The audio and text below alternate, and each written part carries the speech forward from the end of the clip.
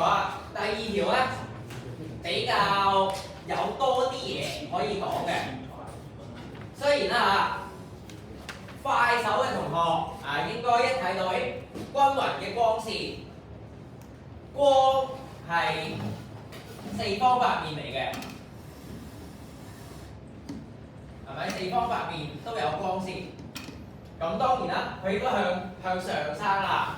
咁個問題啊，我哋應該點樣寫啊？嚇，咁都俾大家個習慣咧，有陣時做 MC 嘅時候咧，你都可以嘗試下寫翻完整嘅嗰個答案出嚟嚇。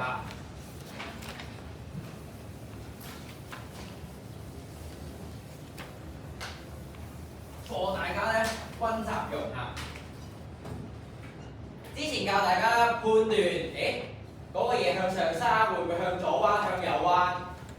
我哋判斷最主要係啲乜嘢嘅判斷啲乜嘢啦嚇咁講。有光冇光會導致啲乜嘢啊？有單側光會導致啲咩嘢？冇單側光又會點樣樣？啊？睇下大家嘅眼神啊，好閃躲先嘅，你好有自信嘅眼神。委員有單側光會有啲咩事發生啊？如果係呢一條啊，假設啦，如果我呢個情況，單側光喺呢邊，咁跟住會有咩發生啊？斜向邊邊啊？左度右度，左度右度，左度斜向光嗰邊生，係啊，你講咗個答案出嚟啦。咁但係啦，我哋一開手記住，幾時都提翻自己係生長數嘅分佈啊嘛。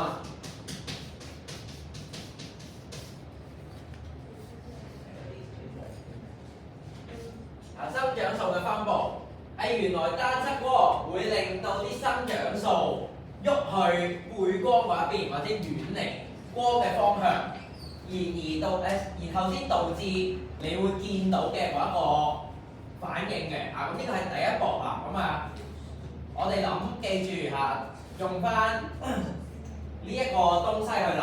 雖然好花時間或者阿 Sir 考試未必咁多時間做喎。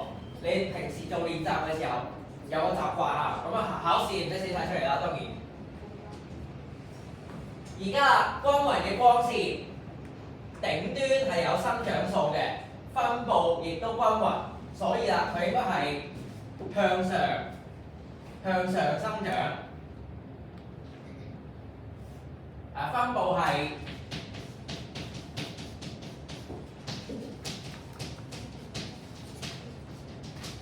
頂端分佈均勻啦。問自己幾條問題然後落到去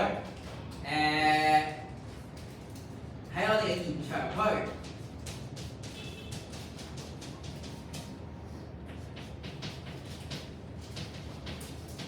分佈均唔均勻咧？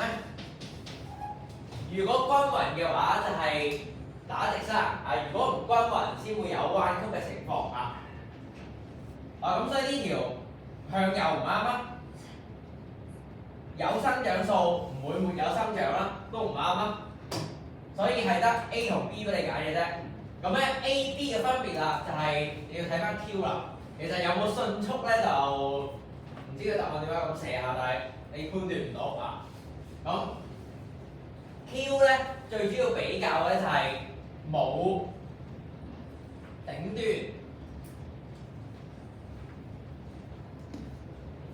冇咗個頭就冇生長數，所以唔識生。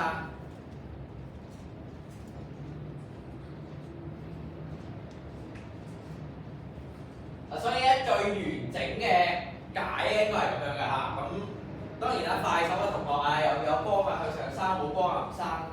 sorry 有頭就向上生，冇頭就唔生。咁你可以好快手做到個答案，但係都習慣下呢樣嘢提大家。So basically for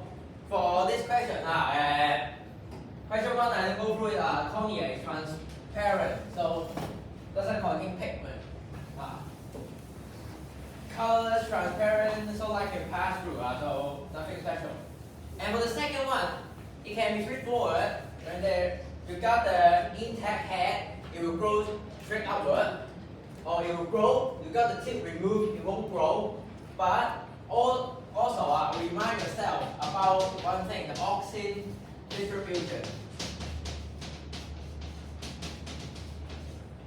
So always ask yourself, is the auxin evenly distributed?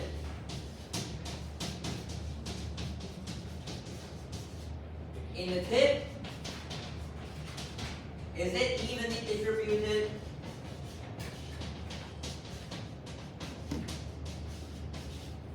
In the region of elongation.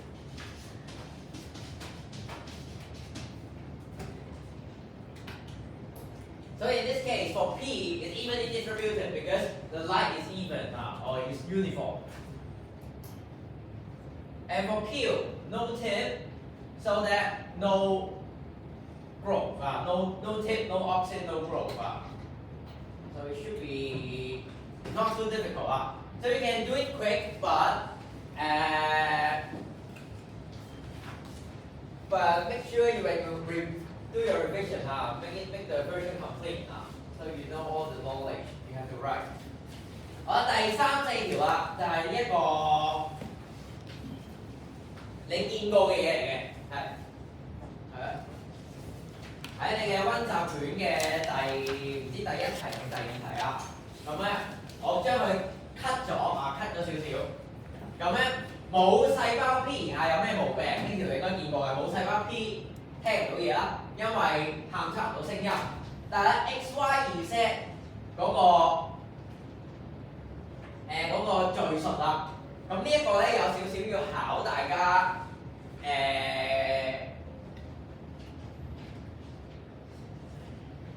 呢個耳蝸嘅結構啦，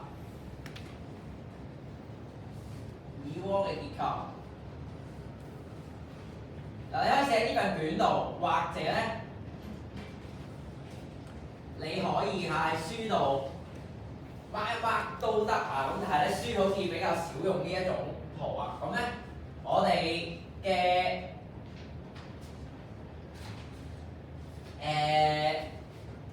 耳蝸啦，3條管點解咁咧？中間咧係咁講啦，上面係入，下面係出 ，OK。咁咧上面入咗去之後咧，震動就會傳落去中間嗰層，多餘嘅震動會傳埋落下邊嗰層，所以喺下邊嗰層會出啦。咁呢個咧要大家對呢個有啲認識啦。咁咧取巧少少嘅方法，你應該知道 B、C、D 都啱㗎比較上同學仔搞唔清楚咧係呢兩個嘅啫。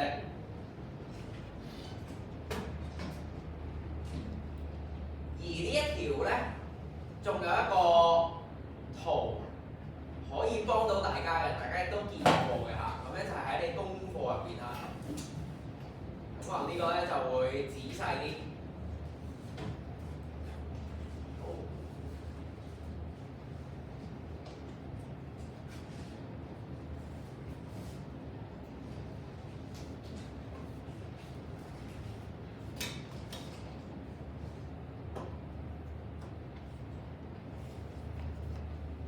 嗱呢一個點知道 X 同 Z 上下兩條係黐住嘅咧？上好似冇見過呢一幅係你哋功課嘅其中一幅圖，將個耳蝸本來捲起咗，掹翻直佢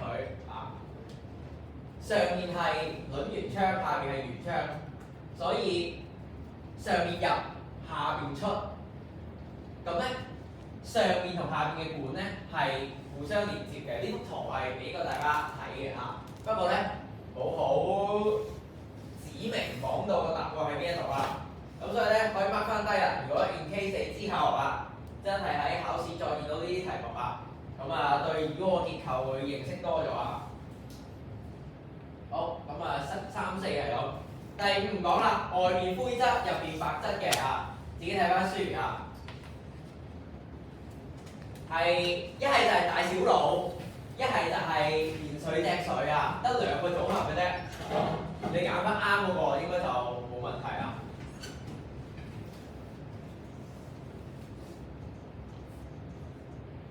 好，第6題啦。嗱，第6題咧就有一啲我會話深啊，有少少深啊，因為大家可能冇見過呢圖或者唔知佢做緊咩，呢咩4幅咩嚟㗎？成日啲咩 label 都冇嘅。有興趣嘅同學咧，或者你想 mark 低多清楚少少咧，你應該見過其中嘅2、3幅嘅其實。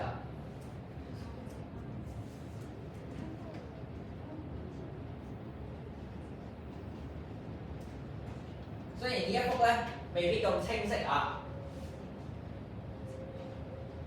呢一幅似啲咩啊？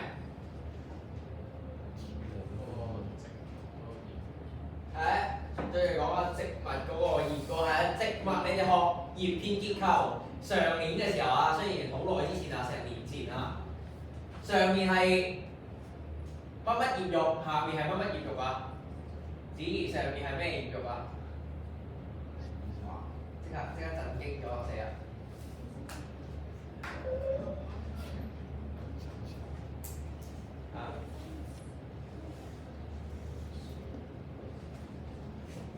有冇記得上面係山啲啊？咪山狀葉肉細胞係咪？下邊係海綿葉肉細胞，係葉片結構啊！咁啊，係咪對於温書覺得非常之簡單咧？阿 Sir 成日同大家温啊！呢個係葉片嚟嘅。好啊，然後啊，呢一幅係咩嚟嘅？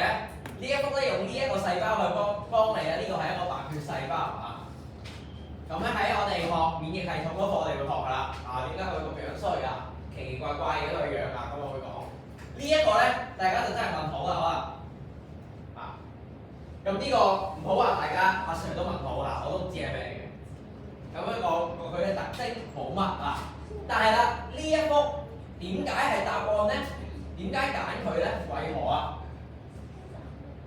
我哋唔係從呢個係白血唔啱啊，呢個係生咗葉肉又唔啱啊。我哋係從呢一句説話幫大家嘅。分身組織會生長，代表佢會進行細胞應該有2樣嘢啊。佢生長定係細胞分裂？非常好啊！細胞分裂同埋細胞增大，係咪？分身組織會生長，所以細胞會分裂。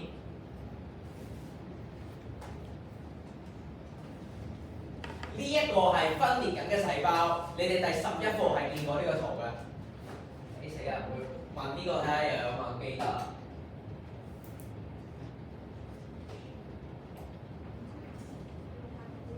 呢個細胞係咩期啊？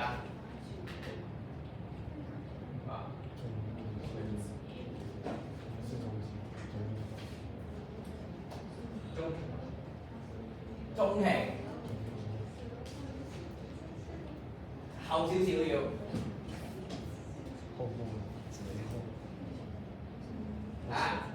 中期應該係喺中間排隊，前期就睇到嘢，中期喺中間排隊，後期開始分開，末期就會似上面呢一個開始一分為2，呢個係後期前中後末4期，呢個係一個細胞分裂緊嘅組織嚟嘅所以從呢一句説話，你應該判斷緊你揾嘅一張有細胞分裂嘅圖嗱，呢個比較 tricky 啲呢一條咁亦都比較多同學答錯好。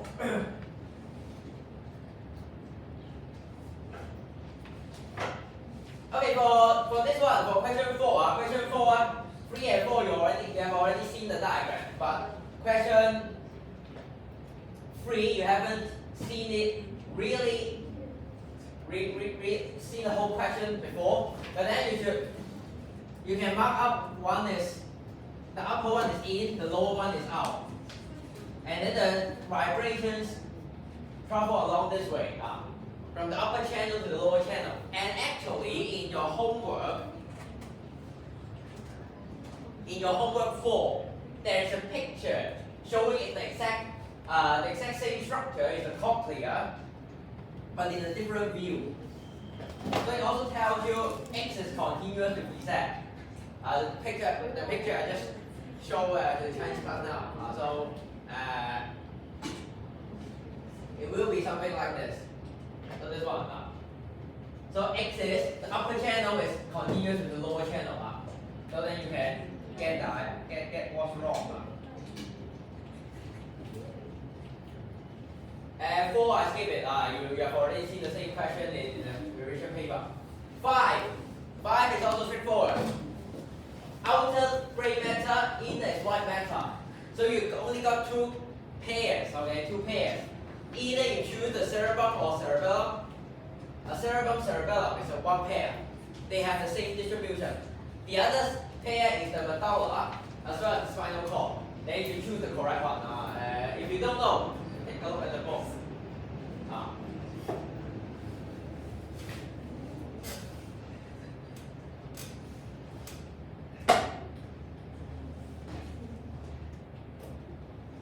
Okay, for question 6. To put it short, there is a keynote here. Cell division. This is the most important word for the whole question. You may not know all the pictures. You should know C should be a leaf with the palisade mesophyll, spongy mesophyll 尤其是識中文嘅話，有識中文用英文嘅話，你唔可以寫生狀葉嘅話，你要寫 palisade mesophyll 識唔識寫啊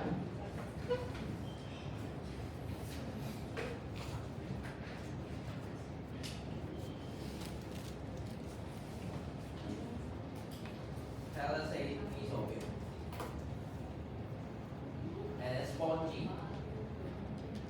And it's spongy, So you identify this as a leaf. This one is the white blood cell. But the key is you should identify a dividing cell in A. So the answer should be A. 第7條咁第7條咧，雖然講得好似好多字咁但係分泌係一個主動嘅過程。我問你，咁有好多嘅細胞器幫助佢發揮功能。咁點解啊？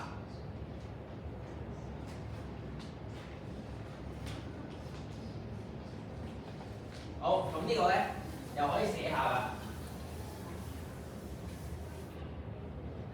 因為啱啱過去嘅嗰一年 DSE 先出過呢一類型嘅問題啦。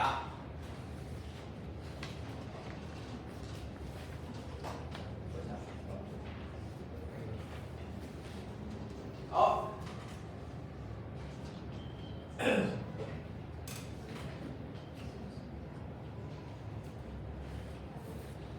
揀咧都幾多同學揀啱嘅解點解啊？試得睇啊？點解係試得睇啊？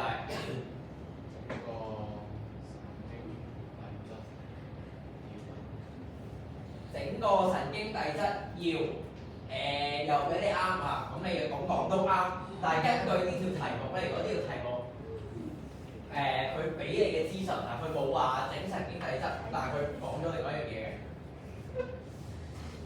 分泌係一個主動嘅過程，所以我哋記得中三基本上大部分都係我教過，我都有教過大家。好。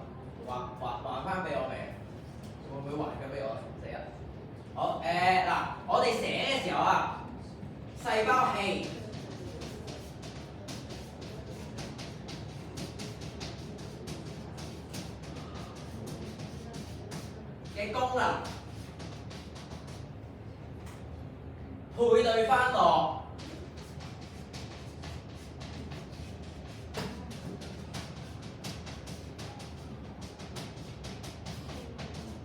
細胞嘅需求兩樣嘢都列出嚟係咪？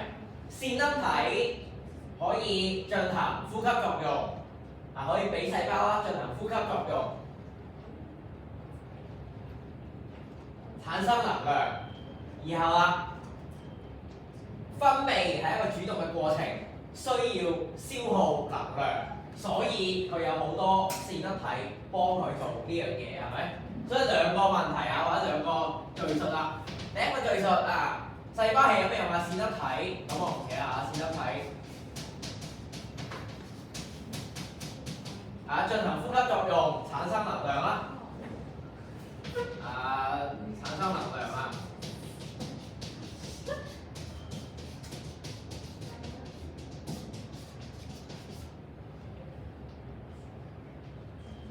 然後佢嘅需求分泌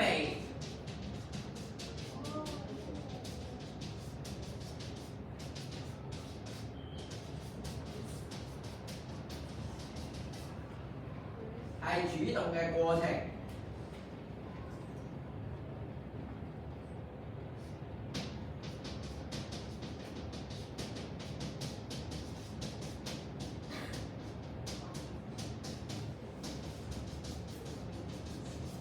需要能量嘅咁你就 relate 翻兩樣嘢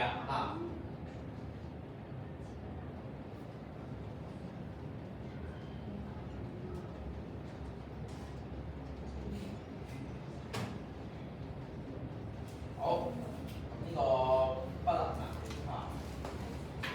都同大家温翻嗰個格式嘅寫法咁咧亦都係一個比較矛嘅做法嘅。你揀到邊個細胞器，咁你一定應該都知道嗰個細胞器嘅功能係咩譬如你揀咗粗糙內質網，你知道佢製造蛋白質，咁呢個細胞嘅需求就一定係佢要製造好多蛋白質。你其實答邊都係咁答嘅。你揀咗咩細胞器，或者你見到有啲咩細胞器你咁係咪都寫個細胞個需求係呢一樣咁但係要準確啲咁指出乜嘢需要能量咁頭先最講過都啱製造呢一個嘅神經遞質都需要能量咁但係呢一條分泌係一個主動嘅過程，都需要能量睇數食飯自己睇翻清楚條題目好，第8條咁喺第8條咧都有部分同學錯嘅，咁但係有啲同學咧嘅考本幾好嘅，我見到咧都有寫到喺側邊寫清楚咗睫狀肌收縮、圓韌帶嘅張力，然後曲率同埋遠近。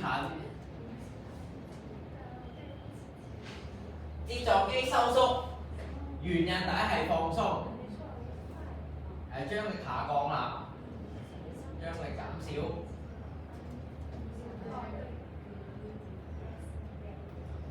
晶體咧嘅曲率係增加，然後咧係近嘢，係咪？咁跟住張力就上升啦。放鬆嘅時候張力上升，曲率會減少，望緊遠嘢。咁咧就係非常之簡單嘅問題好清楚你寫清楚呢個 x 嘅時候，曲率由高變低上。呢個係或者呢個叫呢個叫做張力。你如果唔中意寫上升下降，寫大啦。曲率少啦，遠嘢啦，係咪？曲率大上次係呢個係少啦。OK， 所以由曲率大變曲率少，喺時段 X，晶體嘅曲率減少咁呢個應該係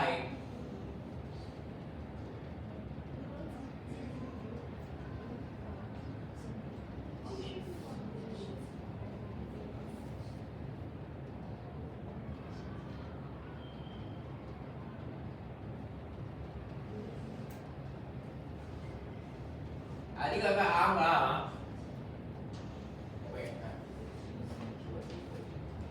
好。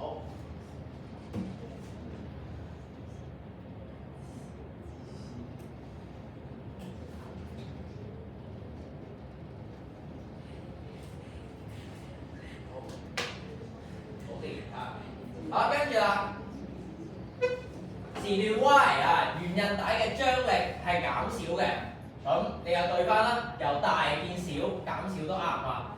時段 Z 佢係由近變遠，所以係非離開。搞掂。咁啊，都係重溫一次嗰個技巧啦。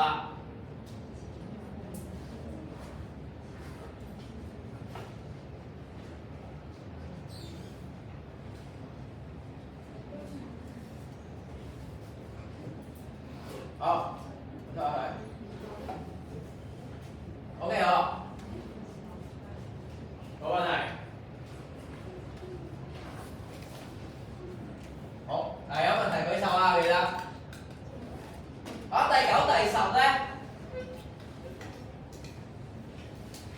嗱呢啲就係實驗嘅題目啦。咁咧同學仔温書咧都温得幾熟啊，好多 D 啊，好多 D。氧温定嘅環境同水啊，但係呢條答案有錯啦啊！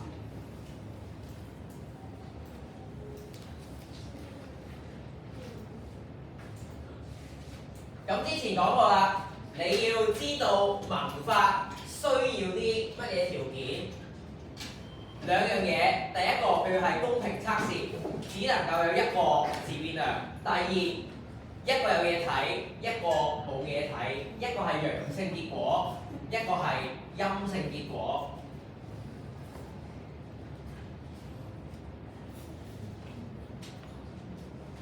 所以啊，你比較嘅時候，你想得出一個有用嘅結論，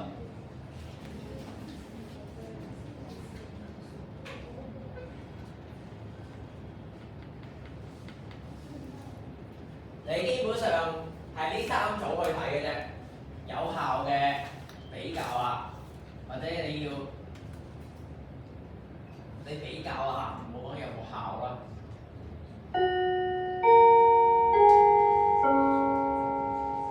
1同3比較，一個26度，一個4度，大家都濕。擺喺26度就會萌發，擺喺4度就唔萌發，係咪？温暖嘅環境。OK， 温暖啦。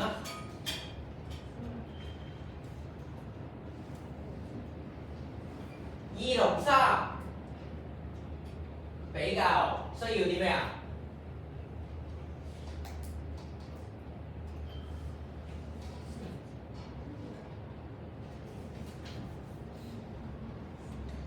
？2同3，好，睇下後面先。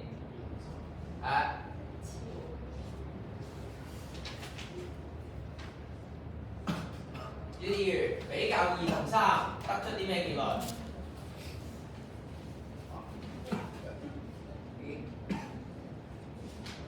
其實時空有啲滯後。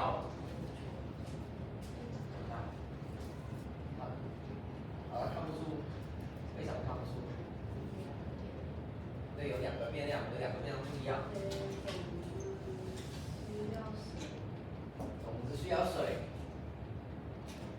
種子需要水，呢個係你睇咗一半啊，一個乾一個濕，係嘅，但係啦，頭先師兄都有講，有2個變量，仲有咩？一個係4度，一個係26度，所以呢個唔係一個公平測試，所以唔可以得出一個有效嘅結論嚇，沒有結論。我哋而家咁樣學住先啊。對呢一個，如果你對呢個技巧掌握得好好，我咧應該過完農曆年之後啦，開始咧會同大家 go through 少少嘅 past paper。你嘅農曆年假功課亦都會係一啲 past paper 嘅題目，其中有一條咧會教大家一個技巧㗎。你仲可以俾個結論叫做咩咧？叫做我叫捆綁式銷售啊！咩意思咧？乾凍佢唔會萌發，温暖水佢會萌發。你可以話，如果我嘅設計係我同時俾温暖，同時俾水，咁我會話必須要有兩個條件同時存在，佢有機會嚇，佢有機會先至係足夠啊！佢未必係 stand alone 嘅，佢未必係一個條件足夠。但係如果我將佢捆綁埋一齊，佢會唔會係兩個都需要先至夠咧？你可以咁樣寫下。咁但係唔適用於所有嘅實驗嘅。咁咧呢個我之後會揾一啲例子同大家講。你見到兩樣嘢黐埋一齊喎，咁樣可唔可以做一個結論咧？可以嘅。咁但係幾時會用呢個方法咧？我會之後教啊。所以呢個咧，你哋學住係冇結論先嚇。咁我哋咧之後會再講嘅嚇，你打個星星俾佢啊，冇結論記住啊。4同埋3啊，咁呢個應該係樣啦，唔講啦。咁嘅樣，大家都濕，一個有樣，一個冇樣啊。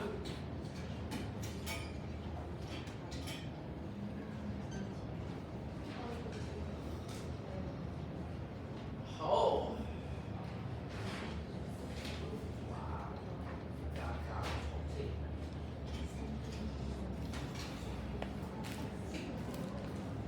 OK， 呢條有冇問題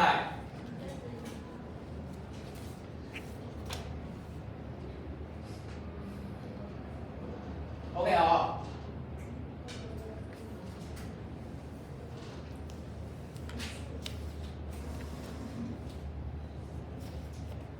好，第10題啊，講埋第10條。嚟，同上面有啲類似嘅，不過咧就用咗個表格嘅形式寫出嚟。我問你啊，比較 P 同埋 Q， 有咩結論啊？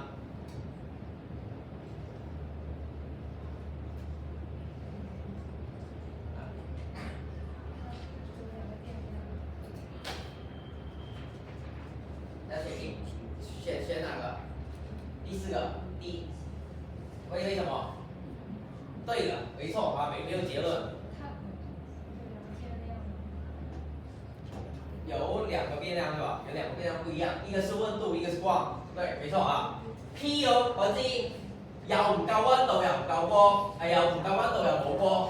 Q 又有温度又有光，或者環境係温暖嘅，又有光線。邊個先係重要嘅咧？唔清楚啊！你立唔到一個有效嘅結論，因為兩個變量同時改變緊。好。所以度啊，我11唔講啦，人工耳蝸咁啊，耳蝸有事，咁人工耳蝸幫到手啦。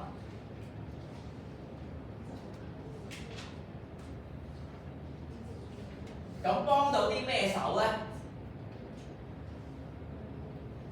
有接收器，有可以接收信息，可以接收外界嘅聲音。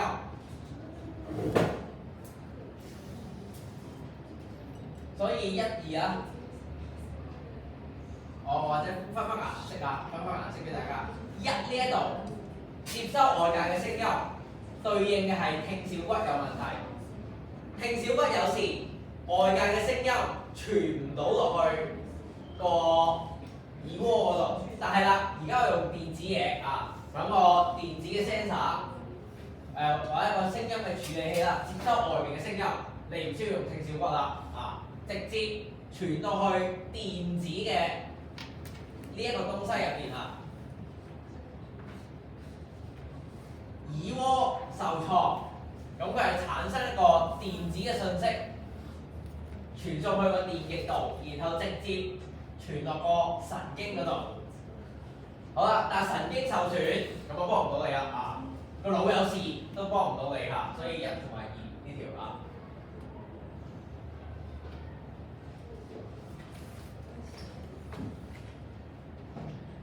好啦，然後12到15咧，我就唔講啦。12到15咧，睇翻書啊，全部都書有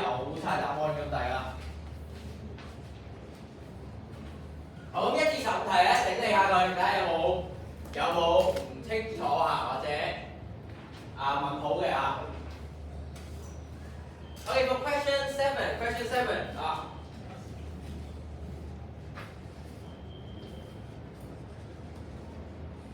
So neuromuscular junction and what organelle?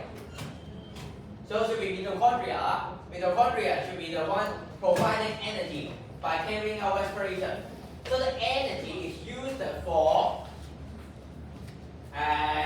the secretion of Y, which tells you the active process. An active process requires energy. So when you do the question, you can directly think about it. When you write it down, you should write both. You should write both.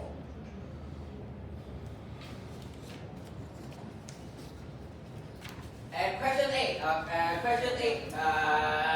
Again, the skill, write down clearly. The tensions, and then the curvature, convex, concave.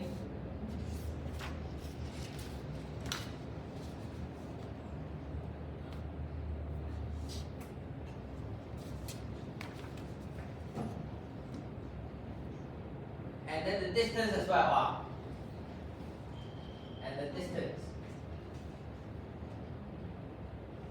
So again, you using the skill, you should be able to depict out 1 and 2. Okay. So contract should be small tension, large tension, and then convex, less convex. And this should be near, this should be fast. And so you can do the whole question now.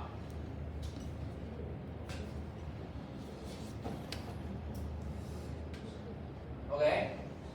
And for question 9. Question 9 again, compare a positive result with a negative result. And then you will get the answer. So compare 1, 3.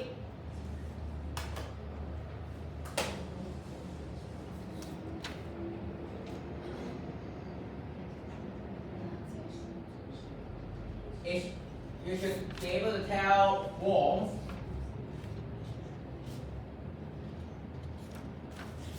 Compare 2 and 3.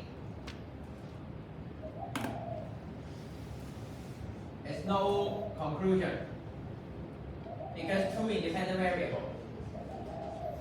And then compare 4 and 3 is oxygen.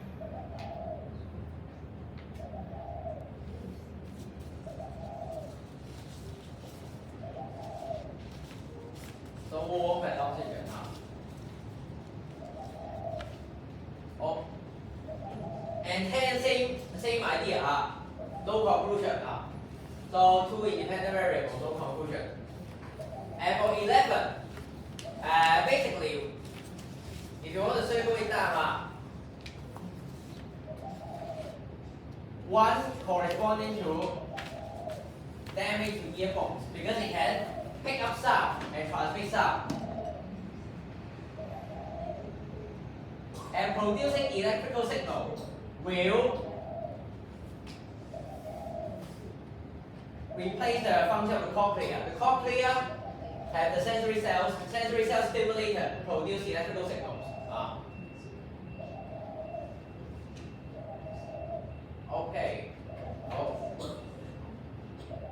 Now, 12 to 15. Look at it yourself. Nothing special. All you can find in the book. 16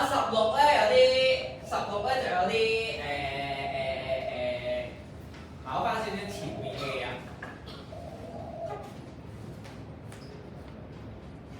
遺傳成分係相同嘅。呢粒係芒果莓唔知咩莓，OK 一個果實啦。果實嘅結構同埋佢種子嘅前面，咁 Y 呢一撇咧點睇都係種子個餡，佢係子嘅部分啦。準確啲，唔好寫種子啊，胚胎嘅部分啦，係咪？佢係個胚胎，好準確，佢似係個子葉嘅部分啦。咁但係佢指到咁上咧，又唔係好 sure。咁但係你起碼 identify 到佢係胚胎啦。喺一個果實入邊，除咗胚胎唔一樣之外，冚唪唥其他嘢嘅遺傳物質都一樣㗎。點？做咩？啊？點解一樣咧 ？X 2 set 點解係遺傳物質一樣啊？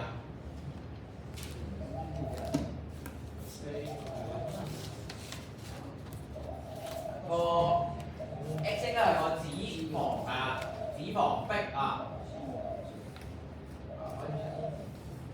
2 set 應該係個種皮啊，咁應該係個豬皮嘅結構啦。咁咧呢一個咧都係來自母豬啊，我哋叫做啊。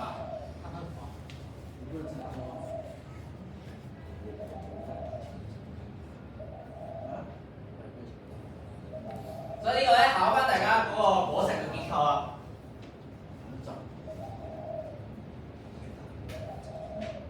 好，第17條咧比較可能個篇幅長啲，有啲複雜少少咁樣啊。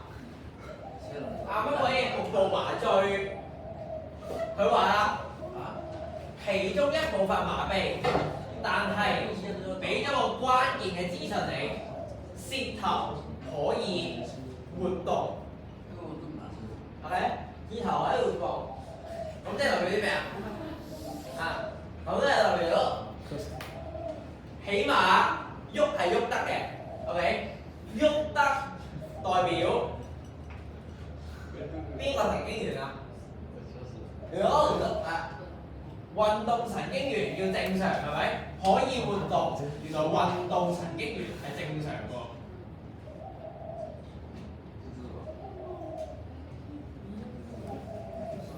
所以啊。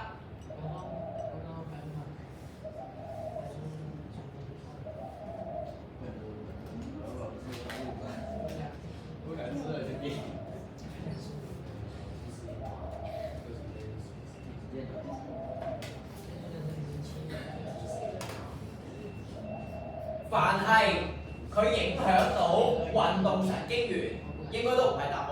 如果影響咗運動神經元嘅一啲溝通，佢哋你應該唔係幾喐到，或者唔係幾識喐。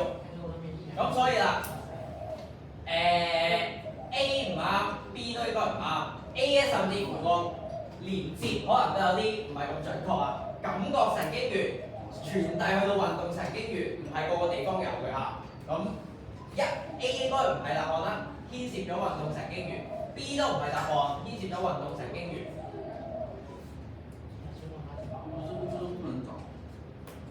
好啦，然後C、D 啦，一個係釋出更多神經遞質，一個係防止神經脈衝原感覺神經元傳遞。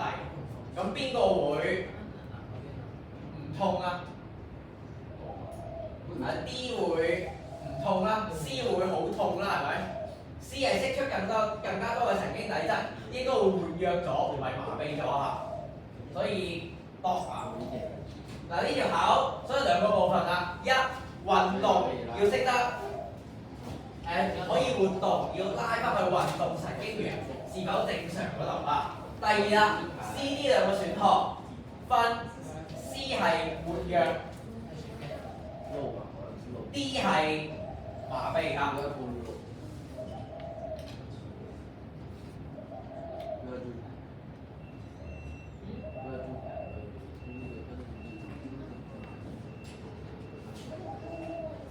好，18唔講啦，邊個收縮緊自己睇啊。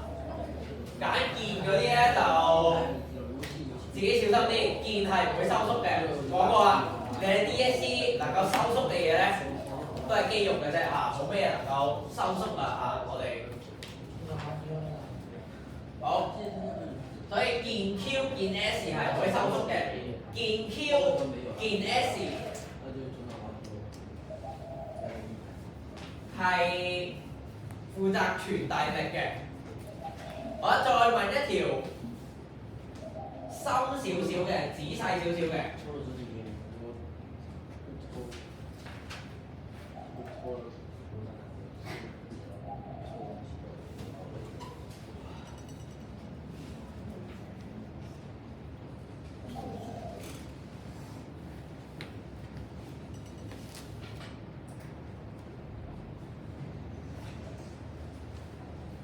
呢條點答啊？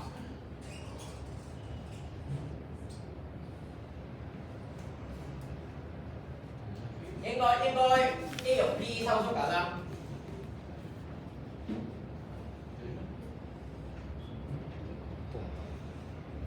縮短，電 Q 會縮短，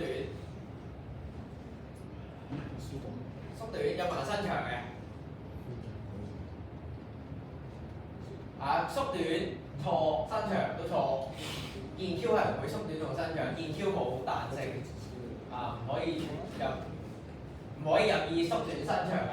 有彈性嗰個係韌帶鍵咧，好似條繩咁樣，唔應該會明顯嘅縮短，唔應該會明顯嘅伸長。一長就應該係斷嘅啫一短就應該係斷嘅。咁咧會縮短嗰個係個肌肉，個肌肉縮短產生一道力，將呢個成隻腳拉起咗，所以你隻腳先會活動所以記住電 Q 唔能夠呢個都唔能夠呢個冇彈性因為。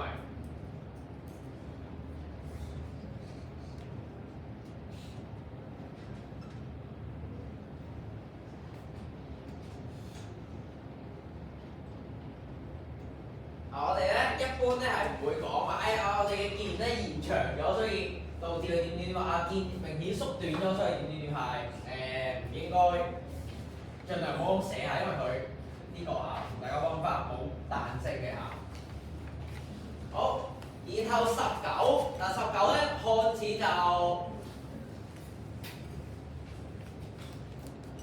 好似好複雜咁咁但係其實咧你書亦都有嘅子葉嘅光質量變化然後成棵植物嘅光質量變化，咁我就唔仔細講啦唔 sure 你睇翻第14課怕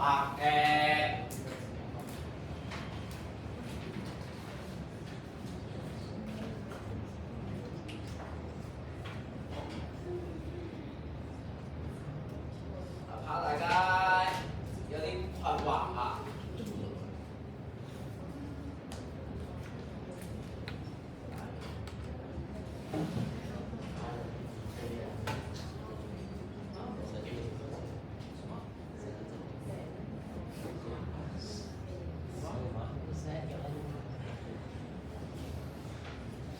呢度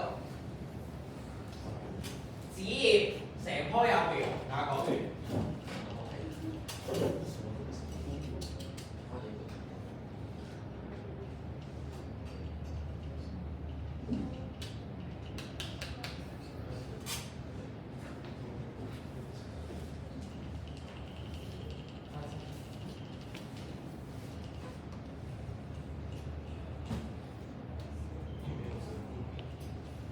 好，然後第20條啦，第20條咧都係溫習卷有見過㗎，咁但係咧溫習卷就係1、2、3、4、5、6，我今次咧就講啦，一邊有1、2、3，然後右眼係一個空白嘅字牌，咁呢同學咧見唔到嘢就變咗啞咗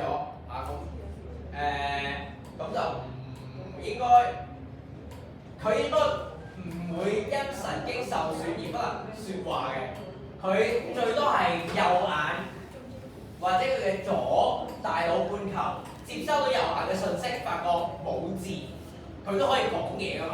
我問你有咩字，你唔會啞咗嘅，你可以話我冇字，你可以話睇唔到嘢咁咧應該比較合理，應該揀 C， 唔應該揀 D 佢唔會因為神經受損而説話唔到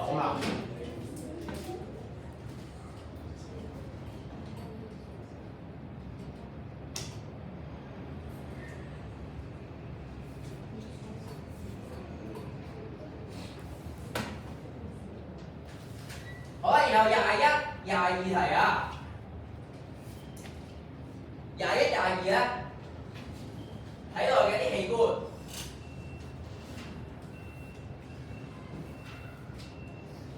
咁呢幅圖咧係多咗啲嘢嘅，因為咧我將佢後半 cut 咗啊，後邊仲有多一條題目嘅，不過 R 你哋未學啊，咁啊好少啲講啦嚇 R 我哋啊。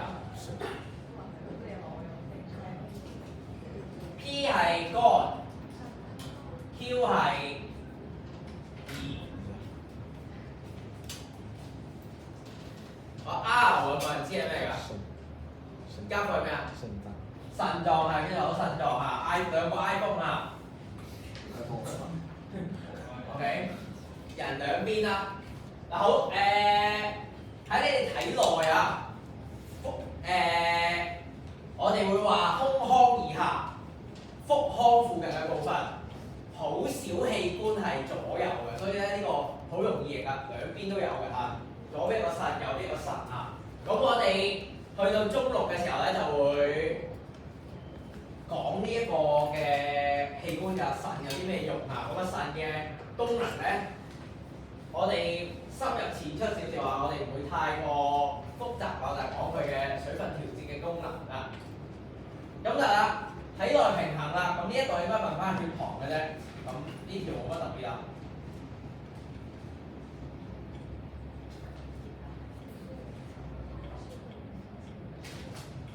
唯獨是要搞翻清楚胰島素、胰高血糖素有乜嘢用啊？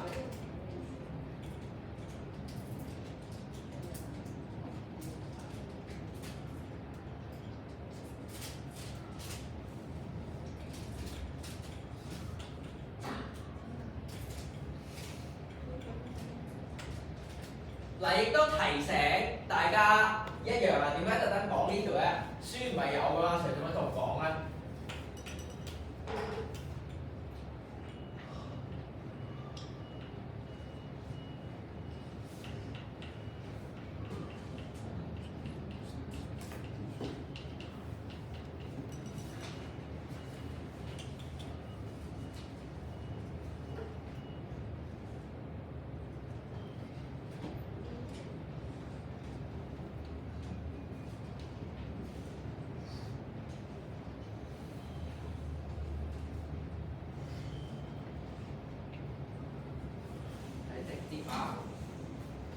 嗱，我哋書咧成日寫嘅時候咧啊，譬如當血糖升高嘅時候，我哋嘅身體或者我哋嘅胰臟探測到會做咩啊？分泌更多胰島素，分泌較少嘅胰高血糖素去調節血糖。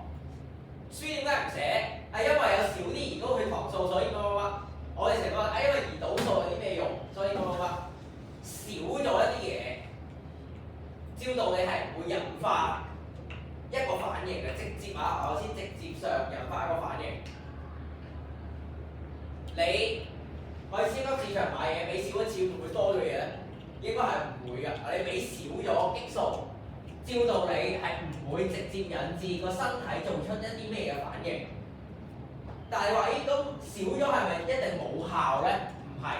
如果你記得我哋做過一條激素嘅題目，激素可以影響第二個激素或者第二個器官，第二個器官可能係少咗抑制之後，佢會再做一啲嘢，呢個係間接導致嚇，但係直接咧激素水平下降咧，唔會直接引發我哋想見到嘅咩葡萄糖變到糖原啊等等，一般咧佢只係間接會導致一啲事情發生。個間接咧，我哋係指咩咧？係會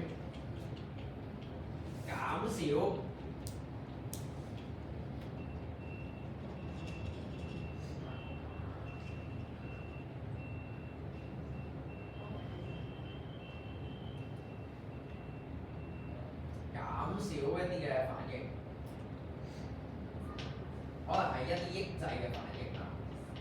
所以咧，激素嘅水平下降，應該係某一啲嘅反應少咗，唔係某一啲嘅反應多咗嚇。呢個大家要寫嘅時候咧要小心啲，因為咧亦都有啲高年級嘅同學仔咧記嘅時候咧兩邊揀一邊啊，咁二倒數記得多唔知多啊少咗，係二高血糖素又唔知多啊少咗，咁二高血糖素少咗，你話令到個身體點，唔係咁恰當啊呢個講法。咁記得間接咧，佢係減少一啲抑制嘅反應啦，或者減少某一啲嘅反應啊，導致你見到你想見到嘅嘢啊。22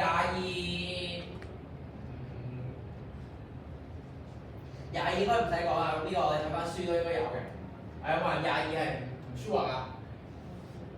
22切咗個2，會有啲咩事發生啊？調控血糖嘅情況有問題啦。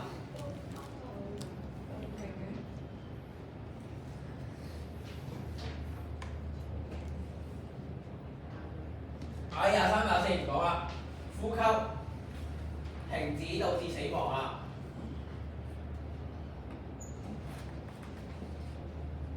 好，另外比較複雜㗎啦呢一條啊，25啊，因為有2層，你要睇抵消藥物嘅效果。有啲同學仔咧應該係搞錯咗個藥物嘅效果係啲咩，所以我俾咗個提示你先。有啲同學仔咧就做咗一半，就唔記得咗抵消嘅意思係咩啊？好，藥物嘅效果係咩嚟㗎？先跟翻我嘅提示啊，俾個步驟你哋做啊，防止病人嘅肌肉喺手術期間進行收縮，佢會同神經遞質競爭受體。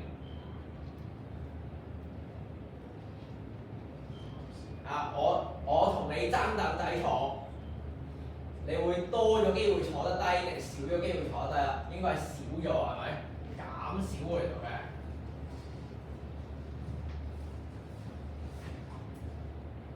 因為有競爭，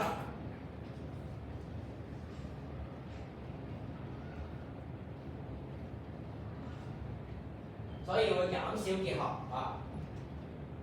所以抵消藥物嘅效果，你係應該揀翻增加結合嘅嗰個答案先係答案啊。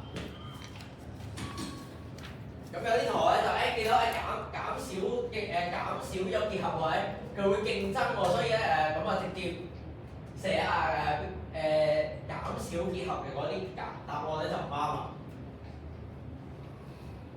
佢應該係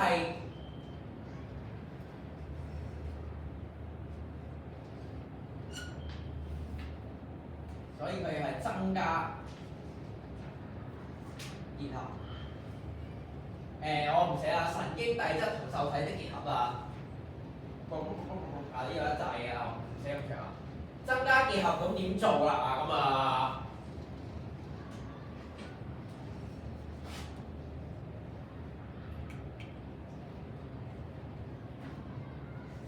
刺激神經遞質，多咗神經遞質，多咗結合係啱嘅。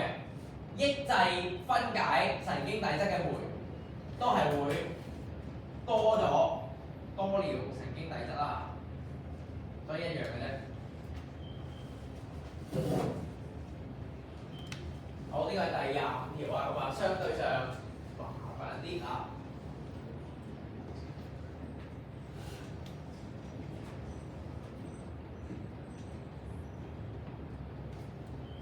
所以呢條解嘅時候咧，可能你需要係紅色筆係第一步，藍色筆應該係第二步啦。咁呢一個咧後邊嘅部分係你哋第16課嘅嘢嚟嘅。咁但係紅色嗰個部分咧，可能係你哋之前學過，第16課都有稍微講過少少啊。咁你要結合翻兩樣嘢先做到呢一條啦。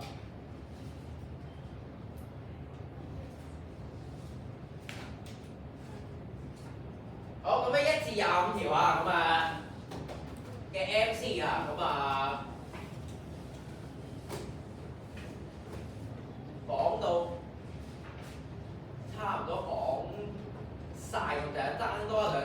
咁咧我留翻聽日啊，咁完成為剩低，因為後邊嗰啲 MC 咧有好多一係見過，一係書有一模一樣嘅圖啊，咁我唔全部講啊，咁咧講埋長題啊。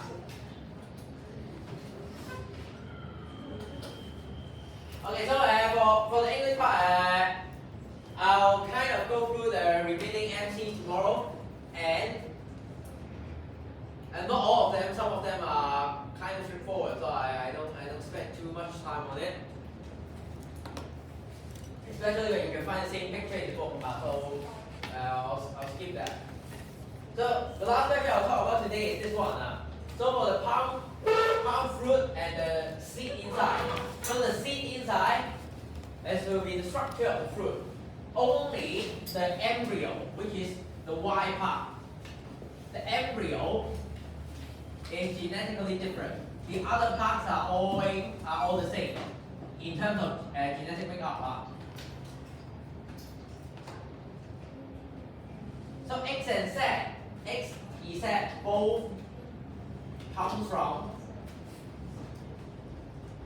parent plant.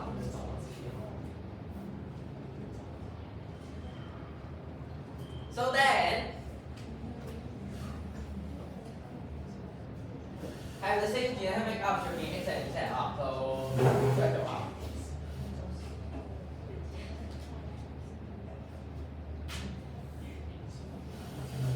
And 17, the tongue can still move. So the sensory neuron is okay. Sorry, the motor neuron is okay.